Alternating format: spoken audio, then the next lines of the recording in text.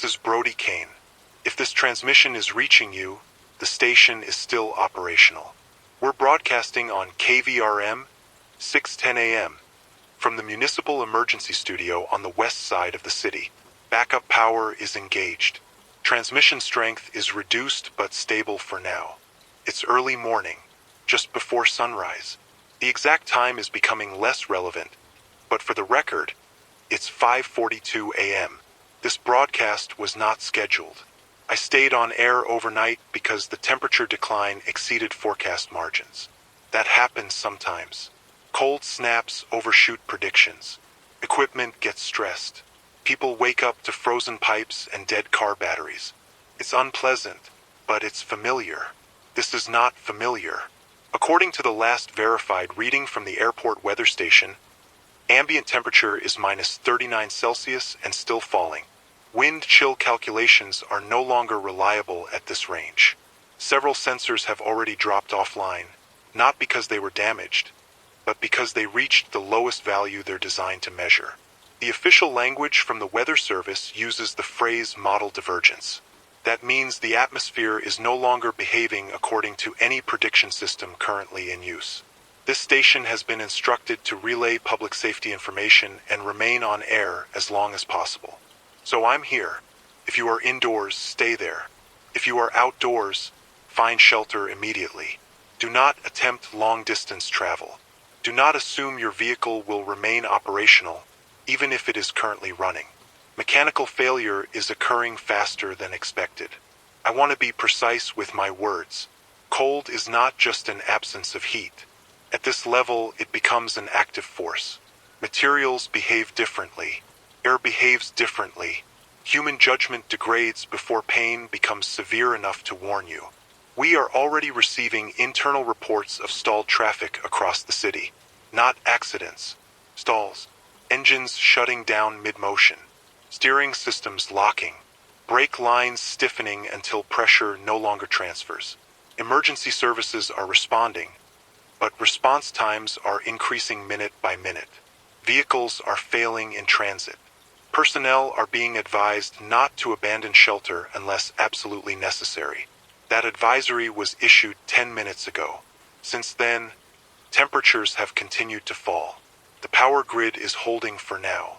Natural gas flow remains active, but pressure fluctuations have been detected at multiple substations.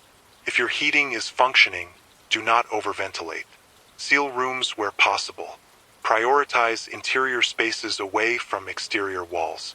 This is not a panic message. This is a reality adjustment. We were told this cold front would stabilize before dawn. Instead, it accelerated. Upper atmosphere data suggests a vertical collapse of cold air rather than lateral movement. That should not happen. There is no precedent for it in regional climate history. There is no comparable event in the records I have access to. Outside the studio windows, the city is silent in a way I've never experienced. No early traffic, no aircraft, no wind noise, despite wind readings still registering movement. Sound doesn't carry the same way in this temperature. Feels absorbed. I stepped into the hallway during the last power check. The air inside the building stung my lungs. That should not happen indoors. Maintenance sealed exterior vents an hour ago. It didn't help. If you are listening to this alone, stay engaged. Talk out loud if you need to. Drowsiness is not rest. It is a warning sign. If you are listening with others, stay together. There will be long periods of silence between these transmissions. That is intentional. Power must be conserved. Equipment must be rested to prevent thermal failure. If the signal drops, it does not mean the station has gone offline permanently. It means the system is protecting itself. The signal held through the last cycle. Backup batteries are losing efficiency faster than projected, but the transmitter is still outputting a clean carrier. If you're hearing distortion, that's likely on the receiving end, not here. It's colder now than it was during the last transmission. That statement would normally be meaningless without numbers attached, but the numbers have stopped being useful. 3 separate temperature sensors have failed since I last spoke. Not shorted, not damaged, They simply reached the bottom of their readable range and stopped updating. The official explanation being circulated internally is instrument saturation. That is not reassurance. It is an admission of blindness. At approximately 6:10 a.m., the regional grid operator reported the first phase of load imbalance. Demand is spiking unevenly as heating systems cycle continuously, while generation capacity is dropping as fuel delivery systems struggle in the cold. Gas regulators are icing internally.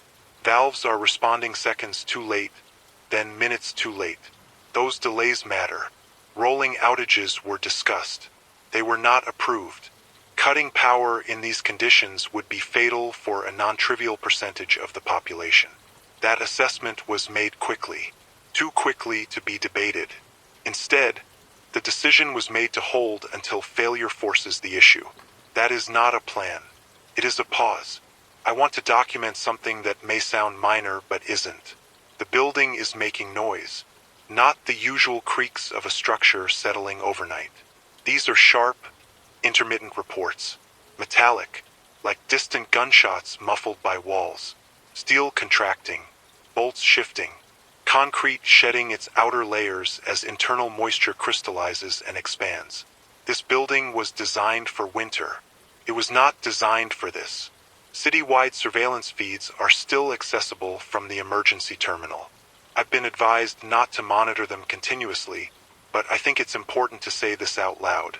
The streets are empty, not gradually, not in the way they empty during storms.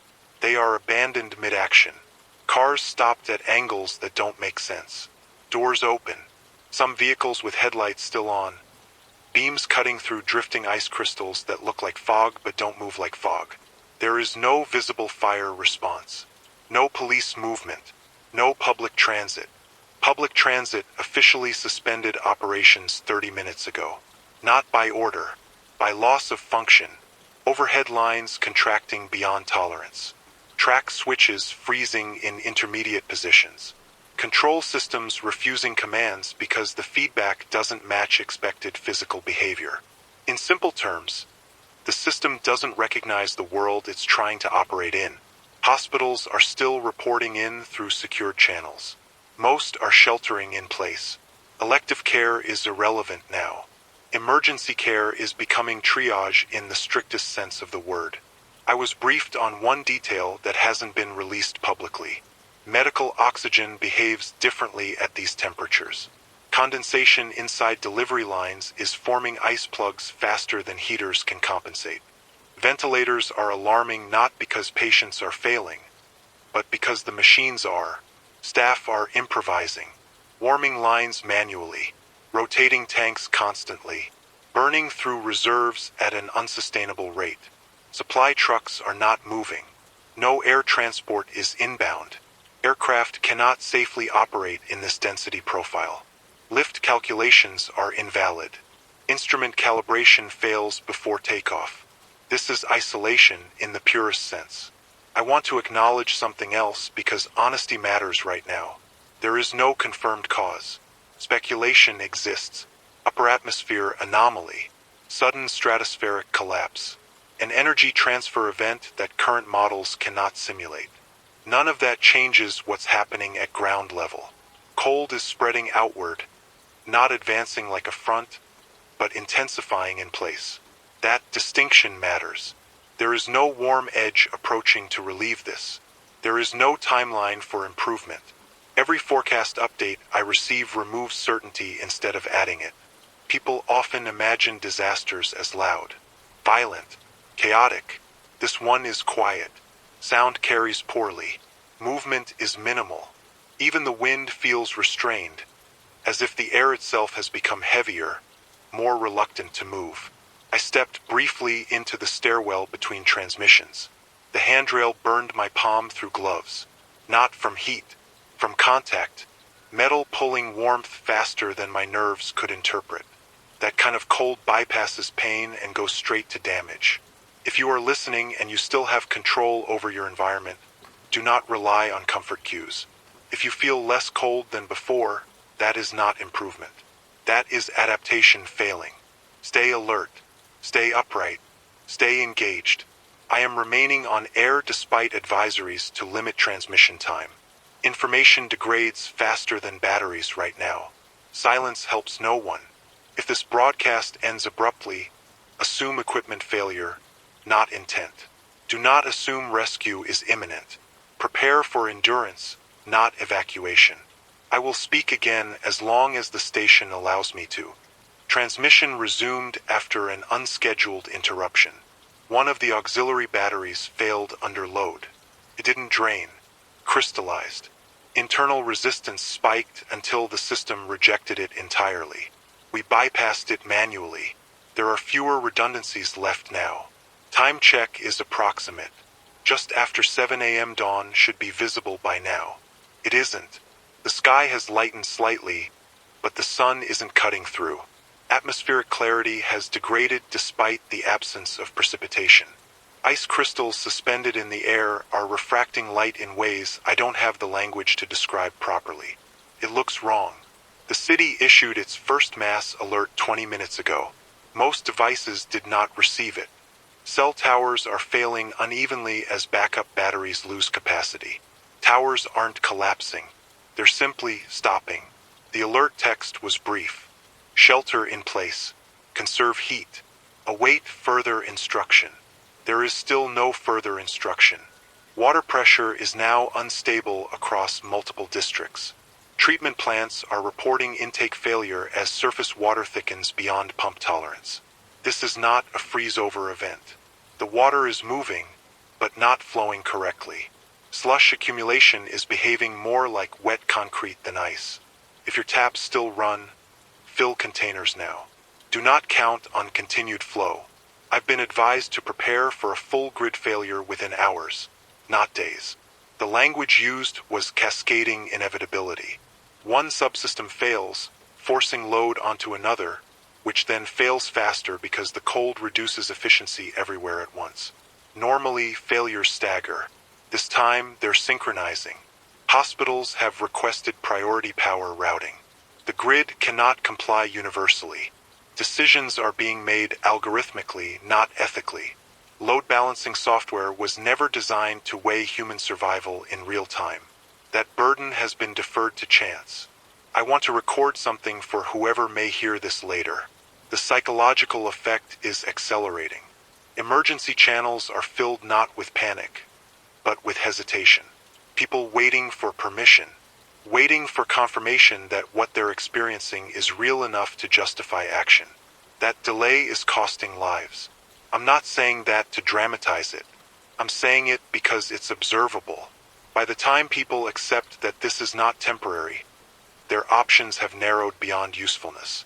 Outside observation cameras are beginning to fail, not from power loss, from lens fracture. The glass is spiderwebbing outward from microscopic imperfections as temperature differentials exceed tolerance. One by one, feeds are going black. The last downtown camera froze on an image of an intersection. A bus stopped diagonally across the lanes. No passengers visible through the windows. No driver. The doors were open. I don't know what happened there. I don't need to. Emergency services issued a quiet internal directive 15 minutes ago. It was not broadcast publicly. Personnel safety supersedes response. That sentence carries weight. It means responders are being told to stop trying to reach new incidents, to shelter where they are, to preserve themselves for a future phase that may never come. This is the moment when systems stop pretending they can save everyone. I want to be careful with my words now. If you are listening and you are alone, you may feel an urge to move, to go somewhere else, to do something, anything that feels active. Movement without purpose in this environment is dangerous. Cold strips margin from every decision. A short walk becomes an irreversible commitment. A locked door becomes a barrier you may not have the strength to challenge twice. Choose stillness when possible. Choose conservation. Choose survival over answers. The studio lights are dimming, not shutting off. Dimming. Voltage irregularity. The console heaters are cycling erratically. My hands are numb enough now that fine adjustments are difficult. I'm compensating by speaking slower. If my voice sounds flatter, that's not emotional detachment. That's physiology. The human body is not designed to operate indefinitely in this range, even indoors. I have been asked, quietly, if I intend to leave the station while I still can. I asked what still can means. No one answered. So I'm staying. Not out of bravery. Out of function. This is what I can do that still matters. If the signal ends, mark the time. If you can write, write. If you can remember, remember. Events like this will be explained later by people who were not here for it. Their explanations will be clean. We've crossed a threshold. That's not an official term. It's mine. It's the only way to describe the change that's occurred in the last hour. The systems that were degrading are no longer attempting to recover. They're settling into failure states, the way a body settles when it stops struggling to regulate itself. Power is still present, but it's unstable in a way that feels intentional, as if the grid is rationing itself without instruction. Lights dim, then return. Equipment hum deepens, then fades. Nothing shuts off cleanly.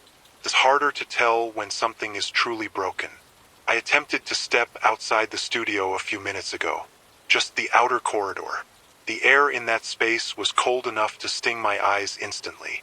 Moisture from my breath crystallized on my eyelashes before I reached the exit door. I did not open it.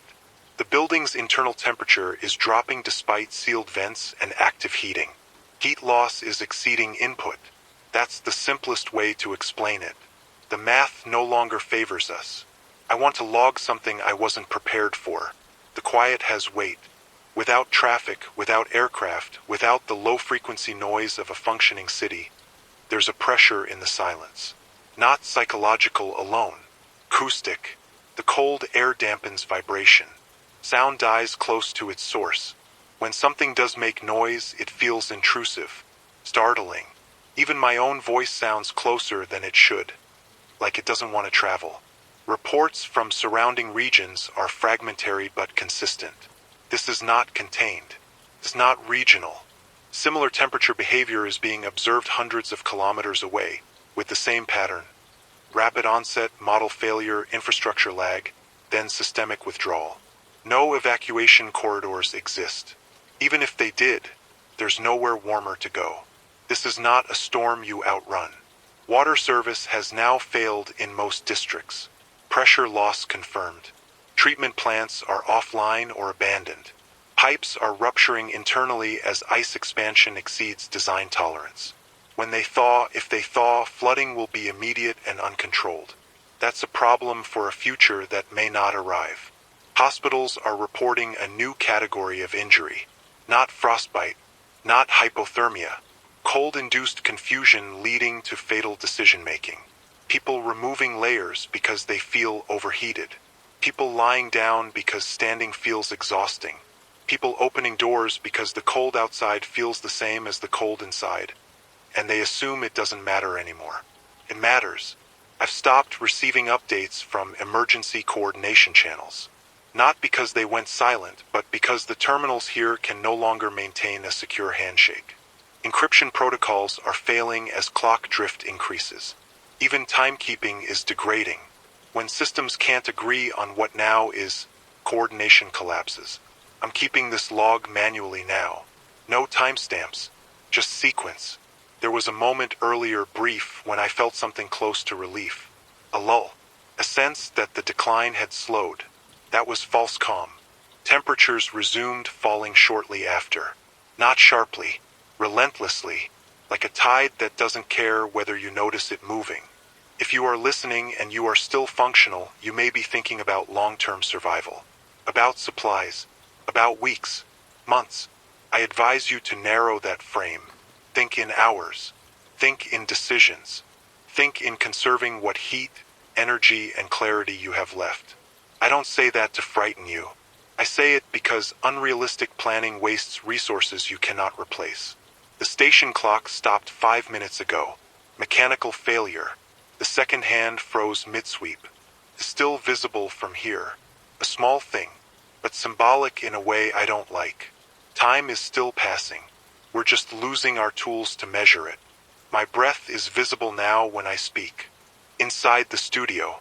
That should tell you everything you need to know about the trajectory we're on. I will continue broadcasting until speech is no longer possible or power is no longer available. If you are hearing this, you are not alone in awareness, even if you are physically alone. I need to correct something. I said we crossed a threshold. That wasn't accurate. We crossed several. The difference is that I can feel this one. The station's internal temperature is now low enough that exposed skin numbs in under a minute. I'm rotating gloves, not because one pair is better than another, but because moisture builds up inside them and freezes. Wet insulation becomes a heat sink. That lesson has been learned the hard way across the city, according to the last fragmented medical reports I received. Those reports stopped 30 minutes ago. The power is still on. That fact feels increasingly abstract. Voltage fluctuations are frequent enough that the lights no longer respond instantly. There's a delay now. I flip a switch. A breath passes. Then illumination arrives, weak and yellowed, like it's traveling through resistance that didn't exist before. Probably is. Fuel supplies for backup generators across the city are beginning to gel irreversibly. Diesel becomes waxy. Flow stops. Filters clog solid. Additives help at the margins. We passed the margins. Natural gas pressure is dropping. Regulators are icing from the inside out. When valves fail in this state, they don't fail open. They fail wherever they are when movement stops. Some neighborhoods still have heat. Others lost it without warning. There is no rotation schedule. No controlled outage plan. It's random, dictated by microconditions no one can see or influence anymore. That randomness is doing damage beyond the cold itself. People can endure hardship when it feels ordered, when there's a reason, when the rules are consistent. This has none of that. I've been monitoring the emergency shelter registry. The list of active shelters is shrinking, not because they're closing officially, but because they're becoming indistinguishable from the outside environment. Large spaces are impossible to heat uniformly. Gymnasiums, community centers, warehouses, the very places designed to hold people are betraying them thermally. Smaller spaces are faring better. Bathrooms, closets, interior hallways, anywhere you can reduce exposed surface area. That's where survival is concentrating now. I need to address something difficult because avoiding it would be dishonest. Rescue is no longer a meaningful concept in the short term. Even if conditions stabilize this moment, which they are not, response capacity has been stripped to near zero. Vehicles cannot move. Aircraft cannot fly. Personnel cannot traverse open space without unacceptable risk. What remains is endurance, and endurance is unevenly distributed. I'm aware of how bleak that sounds. I'm also aware that false reassurance would be worse. The studio door is sealed, but frost is creeping along its edges. Thin, branching patterns like veins. The metal frame is contracting faster than the wall can accommodate. I can hear it ticking softly. Each sound is a microscopic adjustment. Enough of them and something gives. I've positioned myself away from exterior walls. I've layered insulation on the floor. I'm limiting movement to reduce heat loss. These are the same instructions being given everywhere, repeated until they lose emotional impact. I want to preserve something else now. Witness. Disasters are often remembered incorrectly. Smooth. Edited. Reduced to timelines and numbers and causes that fit cleanly into reports. This one will tempt that impulse more than most. There will be arguments later about what it was called. Whether it was predictable. Whether it was preventable. Whether it was natural or induced or unprecedented or mismanaged. None of those debates will capture what it feels like to sit in a functioning room and watch it slowly become uninhabitable. Not because something dramatic happened, but because nothing stopped happening. The cold did not surge. It did not roar. Persisted. If you are listening and you are recording this, keep your copy. Do not compress it. Do not edit it for clarity. Let the pauses exist. Let the monotony exist. That is part of the truth. My voice is slowing now. Not intentionally. Muscular response is delayed. Breathing requires more conscious effort. I am monitoring myself for confusion. If my sentences begin to lose structure, that will be why. I will keep speaking anyway. As long as language holds, this does too. The console rebooted itself when voltage dropped below tolerance. Came back online without input. That's happening more often now. Systems attempting to preserve themselves without asking. I am conserving words. Not because there is nothing to say, but because speaking takes more out of me than it did an hour ago. The cold has entered a new phase. It is no longer just an external pressure. It's internal now, the kind that settles into joints and slows thought. I catch myself pausing mid-sentence, not searching for meaning, but waiting for my mouth to respond. That delay is dangerous. I am aware of it. Awareness is what I am holding on to. Reports, such as they are, indicate widespread structural abandonment, not evacuations. Withdrawals. People consolidating into smaller and smaller spaces as larger ones become impossible to maintain. Entire buildings going dark not from power loss, but from choice. Heating a single room is survivable. Heating a structure is not. City planners never modeled for this. Neither did emergency doctrine. There is no procedure for selective habitation under atmospheric collapse. I want to document something that may seem insignificant. Paper has become brittle. Notes I wrote earlier cracked when I folded them. Ink froze in the pen barrel. Plastic casings on equipment are fracturing along stress lines that didn't exist yesterday. These are not failures due to age or neglect. They are failures due to environment exceeding assumption.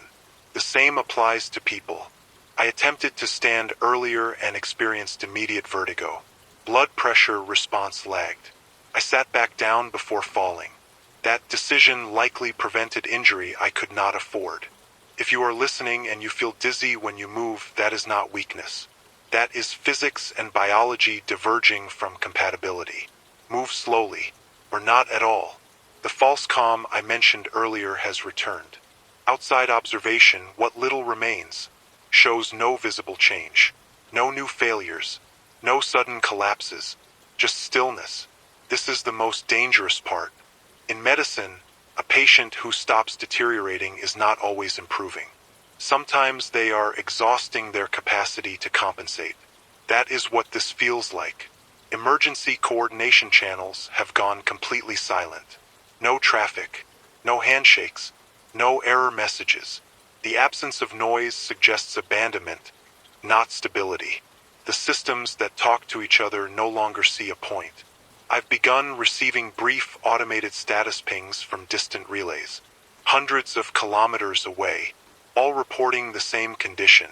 Operational, degraded, holding, that word again, holding. No indication of recovery, no trend reversal, just resistance. I am not receiving any human-originated transmissions now.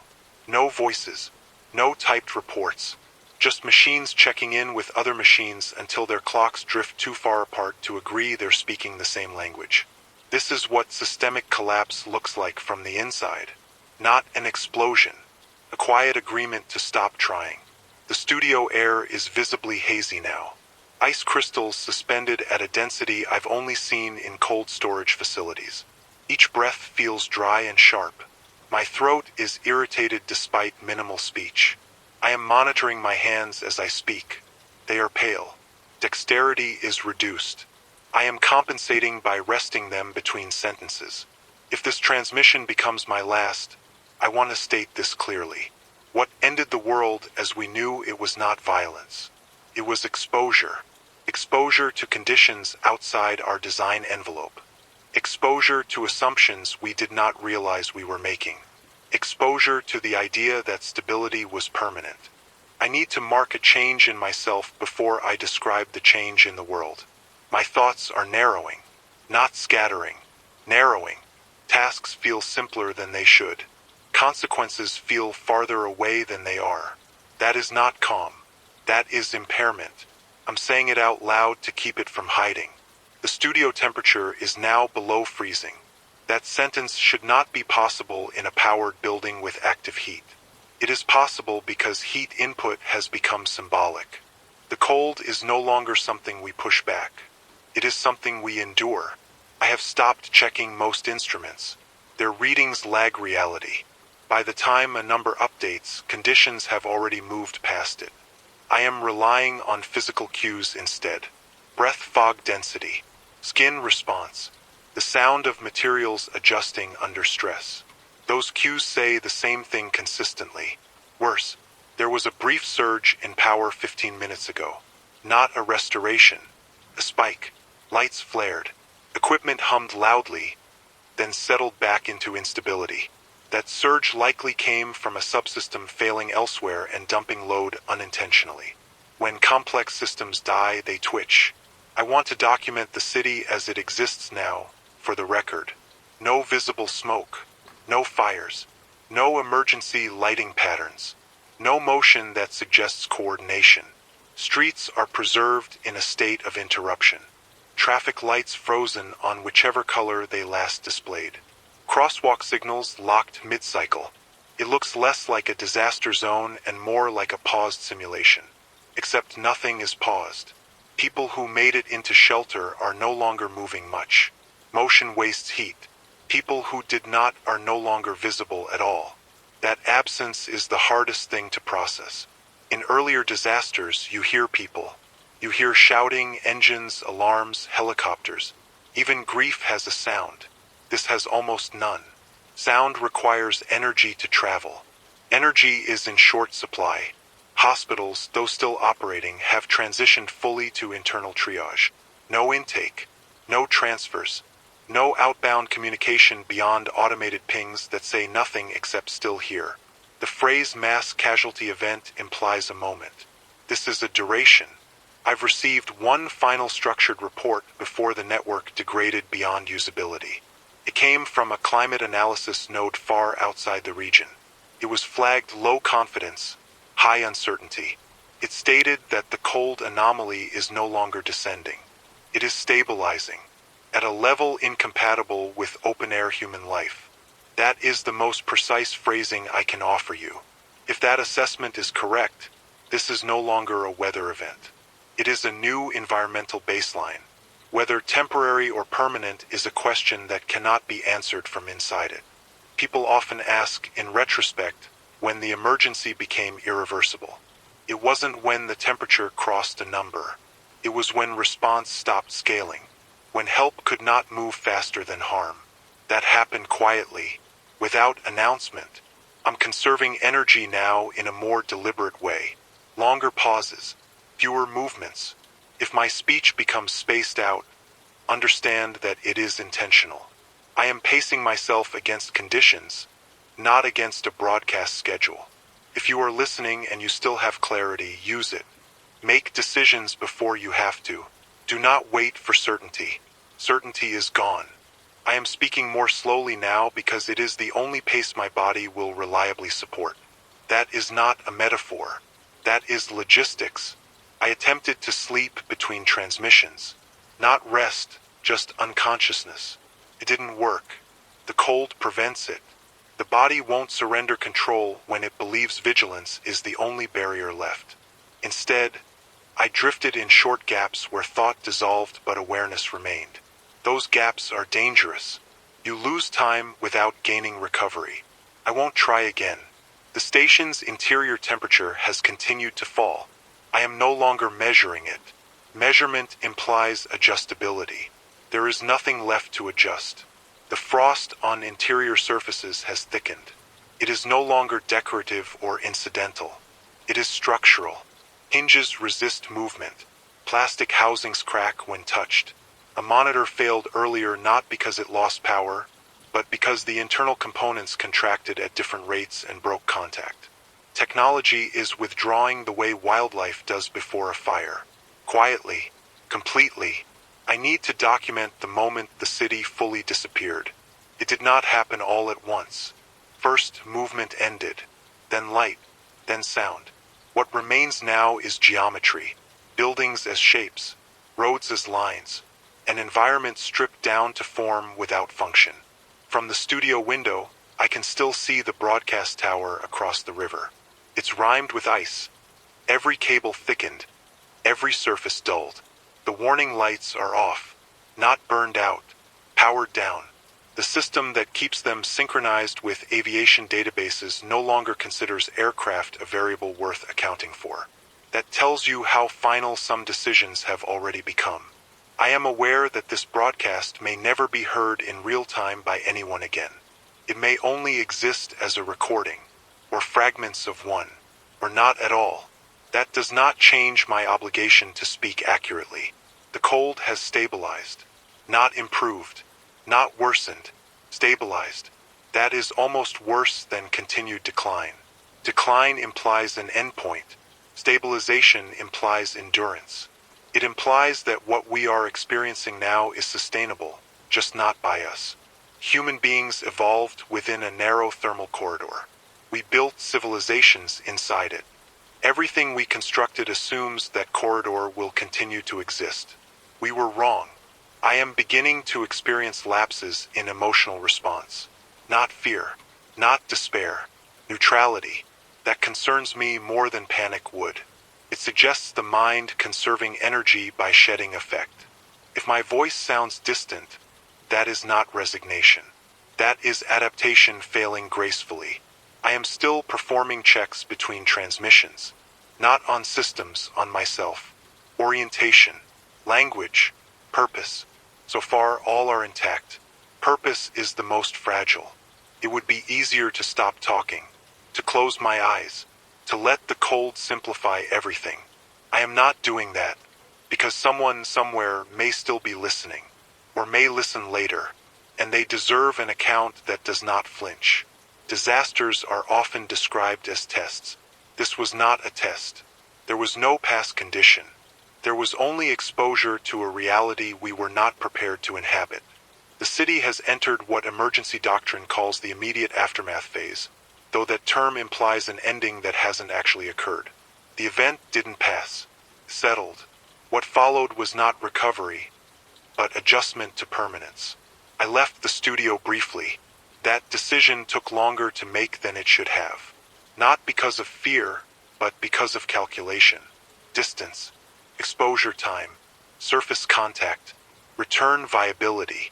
I waited until the internal temperature dropped enough that the difference between inside and outside felt negligible.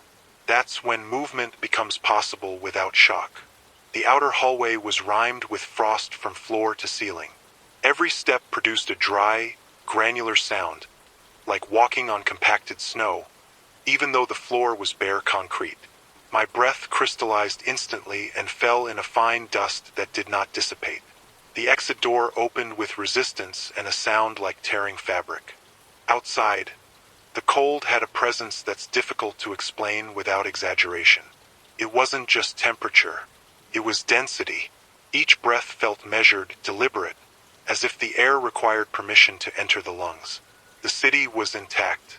That was the first thing I noticed. No collapsed buildings, no fire damage, no blast scars, windows unbroken, cars undisturbed except where they'd been abandoned mid-use. A disaster preserved in perfect stillness. The second thing I noticed was scale. Without motion, without sound, distances felt distorted. A block looked farther than it should have. A building seemed too tall. Perspective relies on movement more than we realize. I didn't go far. Less than 50 meters. That was enough to confirm what the cameras had already suggested. There are no active responses left. Not hiding. Not regrouping. Not delayed. Ended. Emergency vehicles are parked where they stopped. Some with doors open. Some sealed shut under ice. Tire rubber has fractured into irregular patterns, like dried mud. Metal handholds burn through gloves on contact. I did not see bodies. That does not mean they are not there. It means they are indoors, where people went when instinct finally overrode hope of rescue.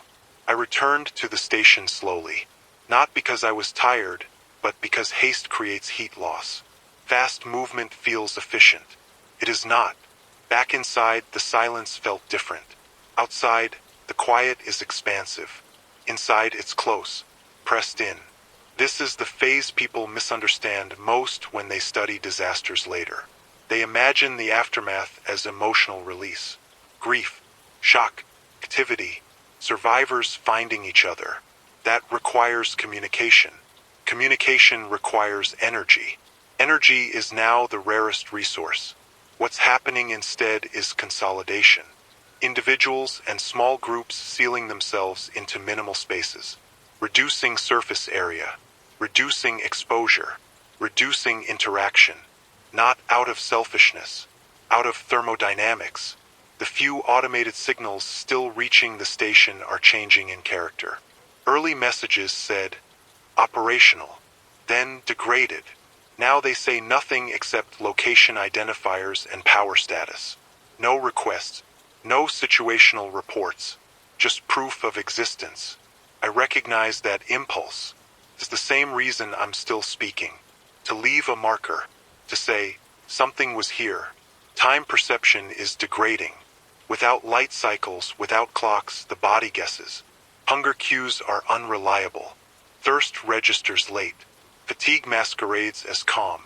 I force myself to move fingers and toes periodically, not to warm them, but to confirm they still respond to intention. That distinction matters. I think about the people who didn't make it inside in time. The ones who trusted short distances, familiar routes, the idea that discomfort was temporary. Those decisions were reasonable under every rule we lived by before this. They were wrong only because the rules changed without notice. That's the part one want preserved, not the cold, the betrayal of expectation. If this environment persists, survival will favor those who adapt psychologically as much as physically. Those who abandon the idea that this is an interruption. This is a condition. I am still functional. Speech remains coherent. Memory intact. Purpose narrowed but present. I will continue recording as long as that remains true. Not to reassure, not to instruct, but to bear witness to what happens after the world stops making noise. There is a tendency, when activity stops, to believe that nothing is happening. That is incorrect. What follows collapse is not emptiness. It is reordering. I've begun to notice patterns in the silences. Periods where nothing changes at all, followed by subtle shifts that only register because I'm watching for them. A light in a distant building that fades and does not return. A faint vibration through the floor as a structure somewhere contracts enough to shed part of itself. A sound like ice breaking far underground, where pipes surrender. These are not events anyone responds to anymore. They are simply acknowledgments that time is still moving. I no longer attempt to conserve the broadcast schedule. I speak when clarity allows it. When words feel like they can still carry meaning without unraveling halfway through a sentence. That window is shortening. The mental effort required to maintain coherence is increasing. Not because of fear or panic, but because the brain prioritizes differently under prolonged cold stress. Abstract thought becomes expendable. Language competes with basic regulation. I fight that by narrating what I observe. Concrete details anchor cognition. The building's interior walls are now uniformly frosted. Not patches, not corners. Entire surfaces, textured white, soft-edged, like breath made solid. The air smells faintly metallic. Not rust, something sharper. Cold alters olfactory perception, but it also exposes compounds normally too inert to notice. I attempted to eat earlier. The food was technically edible, calorie-dense, designed for emergencies. My jaw tired before hunger faded. Chewing felt inefficient. Swallowing required concentration. The body resists diverting blood to digestion when survival margins are thin. I stopped. That decision will matter later. I'm aware that this phase, what I would once have called long-term consequences, has arrived much faster than expected. Normally, days separate event and reckoning. Here, hours were enough. Displacement is total, even without movement. People are still where they were, but the context that supported them is gone. Homes are no longer homes. Buildings are no longer shelter by default. Location has lost meaning. Only microenvironments matter now. A bathroom with no exterior walls is more valuable than a mansion with windows. That inversion is not intuitive. Many will not survive it. I think about the phrase mental health collapse and how poorly it fits what's happening. There is no spike of visible distress, no outpouring, no collective breakdown. What's happening is quieter, a gradual narrowing of concern, first to immediate space, then to the body, then eventually to nothing at all. That is not despair. It is attrition. The systems that once caught people when they faltered, social, medical, institutional, are absent. Not maliciously, not dramatically. They simply cannot function in this environment. Expecting them to is like expecting fire to burn underwater. I am still checking myself for orientation, place, purpose, sequence, place. The station, though it feels increasingly symbolic rather than protective. Purpose. To continue this account while cognition allows. Sequence. Intact, but fragile. I have begun repeating certain words silently between transmissions, not as a mantra, as calibration. If I can repeat them without losing track, I know my mind is still structured. If I fail to do so, you may hear it in the speech first. Sentences looping, ideas flattening, gaps where something should be. That will be the warning, not the cold. The cold has already done its work. If anyone hears this in the future and wonders why I did not leave, why I did not try to reach others, understand this. Movement now is an irreversible gamble. Every step costs more than it gives back. Community cannot be rebuilt through exposure. What remains of humanity, if anything does, will endure because some people stayed still long enough to adapt. I do not know if I am one of them. I only know that, for now, I am still here. The absence of external reference points has begun to change how memory behaves. Events from before the cold feel flattened, as if they belong to a different person rather than an earlier version of myself. Names surface without context. Faces without chronology. I know they mattered. I just can't feel why in the same way. This is not loss. It's reprioritization. The brain sheds weight when the environment demands efficiency. I've stopped trying to imagine what the rest of the world looks like. Early on, that question felt important. Was this happening everywhere? Was there a boundary? A survivor zone? A place where normal physics still applied? Now it feels irrelevant. Whatever remains of humanity will not be organized by geography for a long time. It will be organized by insulation, by proximity, by who happened to be inside a viable space when the assumptions collapsed. That is not fate. That is coincidence elevated to law. The station's internal power finally failed in one wing earlier. Not the broadcast equipment yet, but the auxiliary rooms. Lights blinked out and did not return. The darkness there feels deeper than it should, as if the cold absorbs illumination the way it absorbs sound. I closed those doors, not to preserve heat. There is little left to preserve, but to reduce awareness. Awareness costs energy too. I am speaking less often now because thought itself has become heavier. Each idea arrives slowly, like it has to travel through resistance before it reaches language. When it does arrive, I let it finish. Interrupting the process risks losing it entirely. I want to describe the emotional state accurately because people often misunderstand this phase. There is no terror. There is no dramatic grief. There is a steady, neutral acceptance that feels almost clinical. The body recognizes limits and stops arguing with them. Fear requires imagination. Imagination is expensive.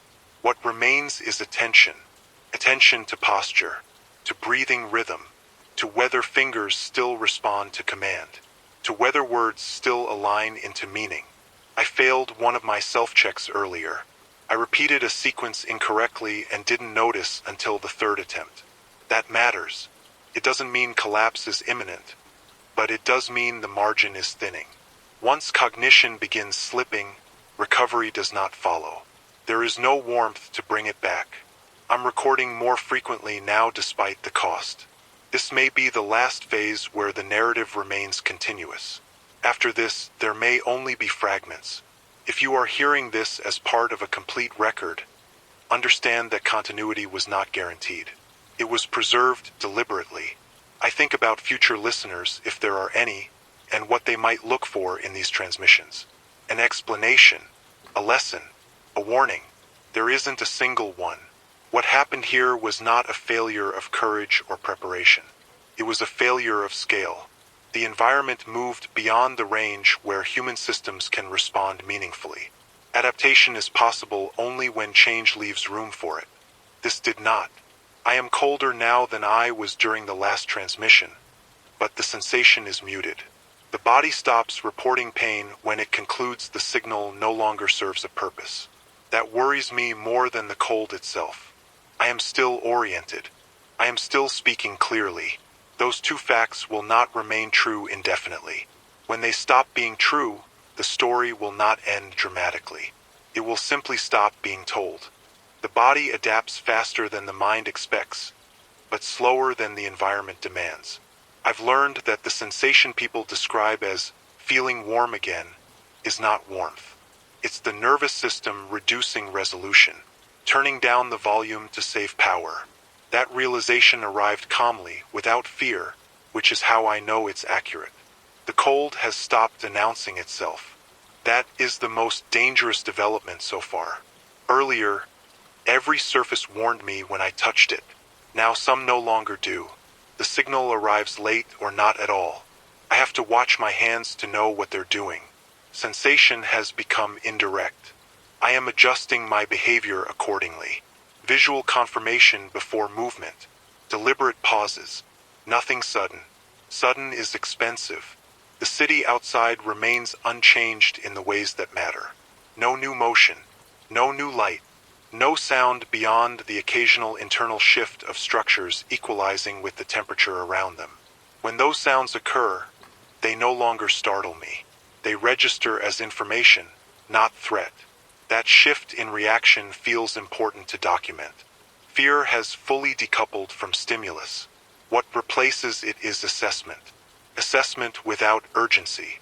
Urgency requires the belief that action will meaningfully alter outcome. That belief is gone. This is not resignation. It's alignment. I spend more time now thinking about endurance than survival. Survival implies an endpoint. Endurance accepts duration without promising resolution. I suspect this distinction will matter to whoever remains. I've begun rationing not supplies, but attention. I choose where to place it, what to notice, what to ignore. Not everything deserves observation. Some things drain without informing. For example, I no longer look out the window as often. The scene does not change. Reconfirming that fact costs more than it returns. Instead, I listen to my own breathing. Slower than before, deeper. The body optimizing oxygen extraction in denser air. That adaptation is efficient, but it also accelerates cooling if movement follows. So I remain still afterward. This cycle repeats. I am aware that my language is becoming more economical. Fewer adjectives, shorter clauses. That is not stylistic drift. It is neurological conservation. Complex sentence structures require working memory. Working memory is optional under stress. Clarity is not. If these recordings are ever analyzed, this is likely where tone shifts will be noted, where commentary becomes observation, where observation becomes inventory. I want to say something that may sound philosophical but isn't. Civilization depends on margins, not on strength, not on intelligence, on tolerance, on the space between failure and collapse where intervention can occur. That space is gone here. What remains is a narrower form of existence, one that does not support complexity, coordination, or recovery, only persistence. If this cold recedes tomorrow, recovery will still take years. If it lasts weeks, recovery may not occur at all. The systems that would enable it are already compromised beyond repair. I find myself thinking less about people and more about thresholds. Temperature thresholds, material thresholds, cognitive thresholds. I am approaching one now, not imminently, but perceptibly. The signs are subtle. Slight difficulty recalling the beginning of a sentence by the time I reach the end. A tendency to repeat ideas internally before realizing they've already been expressed. Increased effort to maintain orientation without external anchors. These are manageable. For now, I am still capable of structured thought. Still capable of restraint. Still capable of choosing to speak rather than drift. That choice matters. Not because it changes the outcome, but because it defines the experience. If this is the shape of the end, then bearing witness to it is not defiance. It is accuracy, and accuracy is the last thing the cold hasn't taken yet. The first thing to erode is sequence. I notice it when I try to recall whether I've already completed a task or only intended to. Intention and action are beginning to overlap. I compensate by leaving physical markers, objects placed deliberately out of position so I can see evidence of movement without trusting memory. That system still works. For now, the second thing to erode is scale. Time no longer expands or contracts in recognizable ways. There are no hours. There are intervals of wakefulness separated by periods where thought thins but does not disappear. I remain conscious, but not fully present. When clarity returns, it does so without announcing how long it was gone. I suspect this is how people vanish without drama. Not suddenly, but gradually while still upright. The environment inside the station has equalized. There is no meaningful difference between rooms anymore. Interior walls provide psychological comfort, not thermal protection. I move less because there is nowhere better to go. Movement has become ceremonial. I do it occasionally to confirm I can. The cold has done something else I didn't anticipate. It has simplified the world. Problems that once competed for attention, career, identity, conflict, ambition, have fallen away without resistance. Not resolved. Rendered irrelevant. The mind does not miss them. That absence feels clean, almost clinical. If this is what people mean when they talk about clarity under pressure, they misunderstand it. This is not clarity. This is narrowing. The remaining thoughts are not profound. They are practical. Posture, breathing, stillness. Whether the body can continue to generate enough heat to justify staying conscious. I test that periodically by flexing my hands and observing response time. It is slower now, still present, but delayed, like a signal traveling through thick material. I am careful not to interpret that emotionally. Emotion distorts assessment. I think about the word aftermath and how inappropriate it is. There was no violent moment to come after. No cresting wave. No visible collapse. The cold simply exceeded us and waited. That patience is what makes it so complete. There is no enemy to argue with. No failure point to correct. No lesson that restores control. Only limits. I can feel one approaching in myself. Speech requires more concentration than before. Words still arrive, but they cue. If I rush them, they tangle. So I allow silence between phrases.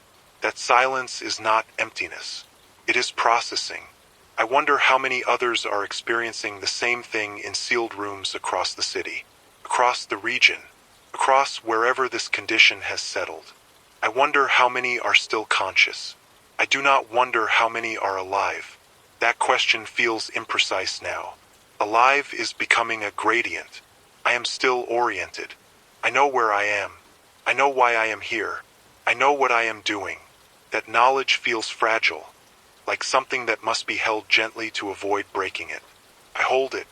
I speak. I continue. Not because I expect rescue. Not because I expect survival. But because, as long as language holds, this experience remains human. And that distinction still matters to me. There is a moment when endurance stops being an effort and becomes a condition. I passed that point without noticing. What remains of organized society has revealed itself indirectly, not through messages or broadcasts, but through absence. No new automated signals. No power fluctuations that suggest rerouting. No background behaviors that imply systems are still negotiating outcomes. The negotiation phase is over. What persists now is whatever happened to be correctly positioned when the cold stabilized. That includes me. The station no longer feels like a workplace. It feels like a container, a sealed volume of air with defined edges and diminishing utility. I understand now that I am not sheltering here. I am simply occupying it until physiology decides otherwise. I attempted another walk earlier, not outside, but between rooms. The effort confirmed what I suspected. Muscular output is no longer proportional to intent. Each movement requires conscious authorization, and the cost lingers afterward. That cost accumulates. This is how people become still without choosing to. I've stopped thinking about recovery in any formal sense. There will be no coordinated return to function. No phase where services resume in sequence. Too many dependencies froze in incompatible states. Too many materials failed silently in ways that cannot be reversed without conditions that no longer exist. If this cold lifts, it will expose damage, not resolve it. Entire regions will be uninhabitable not because of ice, but because the scaffolding of daily life fractured while no one was watching. Mental collapse will follow slower than physical collapse, but it will be deeper. People adapt to scarcity. They do not adapt easily to irrelevance. I can feel that truth pressing inward. Thoughts of other people come less often now, not because they matter less, but because imagining them costs energy without offering utility. Empathy is expensive in isolation. It drains without feedback. That doesn't mean it disappears. It just goes quiet. I am aware that my speech is thinning. Not breaking, thinning. Ideas arrive already stripped of ornament, already reduced to function. That is not a failure of expression. It is a reflection of the environment shaping cognition.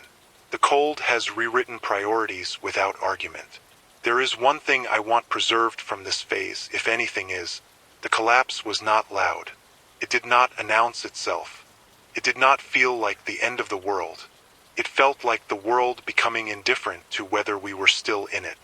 I remain conscious. I remain coherent. But both now require maintenance, and maintenance consumes heat I cannot replace. That arithmetic is becoming unavoidable. So I will continue only as long as the balance holds.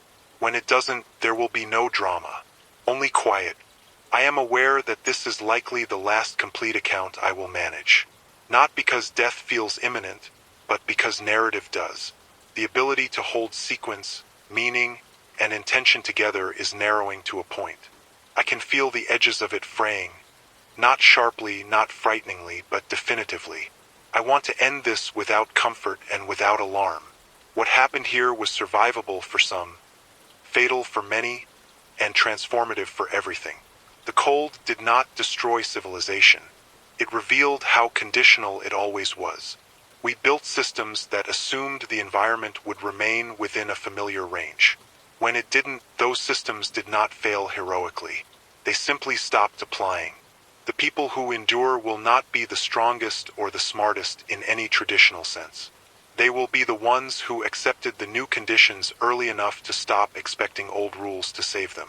That acceptance will look like apathy to those who study it later. It will not be. It will be adaptation stripped to its core. I do not know whether I am among those who will persist. I know only that I remained aware long enough to witness the transition, and to leave a record without embellishment. If someone hears this in a future where warmth exists again, understand this. The end was not chaos. It was not fire. It was not violence. It was exposure, and then silence, and then people doing the best they could with what remained. I am still alive as I speak these words. I am also nearing the point where speech no longer serves survival. When that happens, I will stop. Not as a choice, as a condition. That is all there is to say.